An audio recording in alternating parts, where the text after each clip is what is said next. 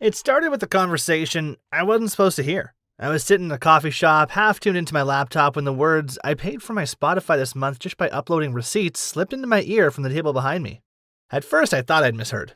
Receipts? You mean those crumpled paper strips we barely glance at before stuffing them in pockets or letting them drift into the abyss of car cup holders? I leaned back in my chair, pretending to scroll through email, while mentally cataloging every receipt I'd thrown away that week. I couldn't let it go. Could you really earn passive income, actual money, just by uploading your receipts? Not affiliate links, not crypto speculation, not drop shipping, just receipts? I decided to find out. 1 month, 30 days, every single receipt I got, whether it was from gas stations, groceries, takeout, or impulse buys, I would log, scan, and submit to these mysterious platforms I had only just heard about. The experiment would be simple. No buying extra things to earn more points, no cheating the system, no uploading someone else's receipts, though yes, people do that. I wanted to know, could something as ordinary as a purchase confirmation really become a source of income? And so began my weirdest financial experiment yet. The start, falling down the receipt rabbit hole. Once I got home, I went down the internet rabbit hole. What I found shocked me. There wasn't just one app, there were dozens. Some promised cashback, others offered gift cards, and a few just paid you for submitting receipts regardless of what was on them. The model was clear. Companies want data. Your purchase tells a story. These apps were middlemen in a growing market for consumer behavior insights, and we, the shoppers, were sitting on gold mines of metadata we'd been throwing away. I downloaded 5 apps to start, choosing ones with solid reviews and what seemed like legitimate reward structures. One gave you points per receipt, another scanned for specific products you'd bought, a third gave cash rewards but had a strict limit on how many receipts you could submit per week. I set up a folder in my email inbox for digital receipts and a physical envelope for paper ones. I was officially in business. The first few days were clumsy. I kept forgetting to ask for receipts at stores, and I definitely got side-eyed when I circled back into a fast food joint asking if they could print the one I forgot to grab. But slowly, the habit set in. I'd finish a transaction, snap the receipt right then and there using my phone, and upload it within seconds. The whole thing took less time than unlocking my car. At the end of week 1, I checked my progress. $6.37 across the apps, including a $5 sign-up bonus. So it wasn't much, but I was strangely satisfied. This wasn't a side hustle in the traditional sense. It was more like passive resistance, getting something back for doing what I was already doing. Week 2, gamified spending and micro awards. Week 2 brought new realizations and challenges. Some apps limited how many receipts I could upload daily or weekly, capping my potential earnings. Others had bonus challenges, offering 500 extra points if I bought specific items like a particular soda brand or household product. Suddenly, I was at a crossroads. Should I alter my behavior to earn more? Was that still passive income if I was spending more money?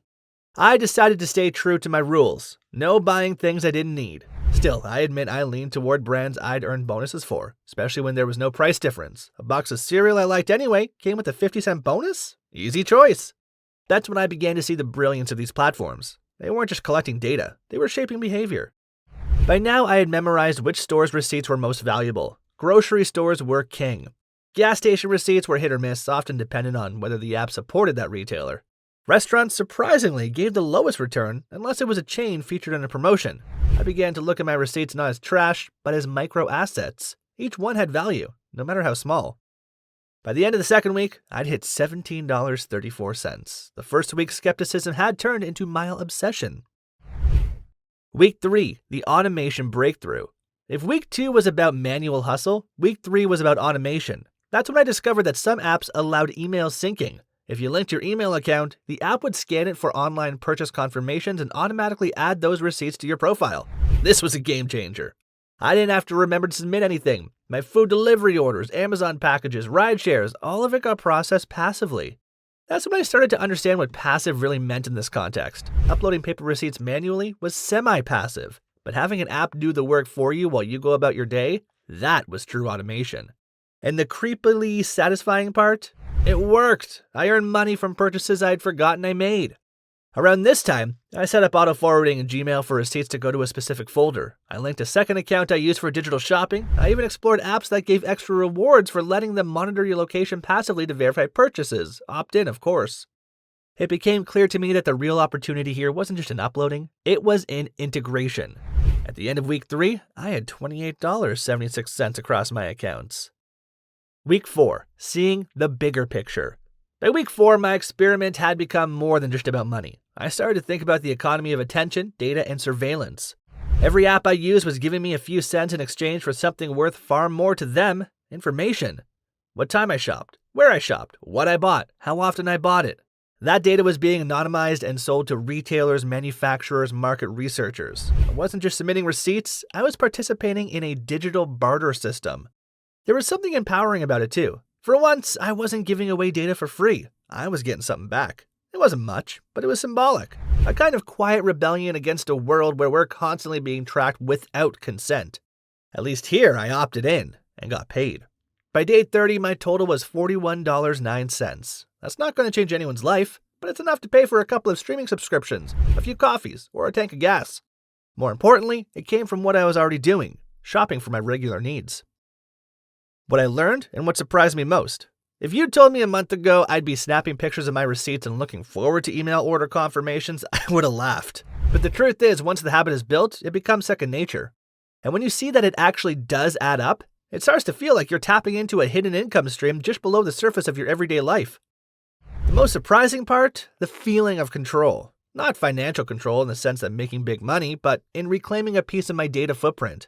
Every receipt I uploaded was a small act of resistance, an acknowledgement that my spending patterns have value, and I could choose how to share them. Of course, this isn't a full-time gig. You're not going to quit your job and become a receipt millionaire, but you might cover your Netflix subscription, you might buy a week's worth of coffee, you might put a little extra towards a savings goal, and you'll definitely start looking at your receipts differently. Will I keep doing it? Yes, but selectively. I'll stick to 2 or 3 apps that offer the highest return for the least effort, ideally the ones that handle digital receipts automatically. I'm not going to obsess over paper receipts or chase every 10-cent bonus. That way, it truly stays passive, something I can run in the background of my life, like a faucet dripping nickels into a jar. The real win isn't the $41.09, it's the mindset shift. The realization that sometimes small streams of income aren't about making big moves, they're about noticing what's already in your hands. So the next time someone hands you a receipt, pause before you crumple it up or toss it. It might not be trash, it might be a tiny sliver of passive income hiding in plain sight. And if you're curious, give it 30 days. You might be surprised what those little scraps of paper are worth. Now, there are several platforms that let you turn everyday receipts into small but steady rewards. One of the most popular is Fetch Rewards, where you earn points simply by snapping a photo of your grocery and retail receipts. No need to select items beforehand. Points can be redeemed for gift cards to popular retailers like Amazon or Target. Another reliable option is Receipt Hog, which works similarly but adds a gamified element, offering slots, sweepstakes, and levels based on your activity.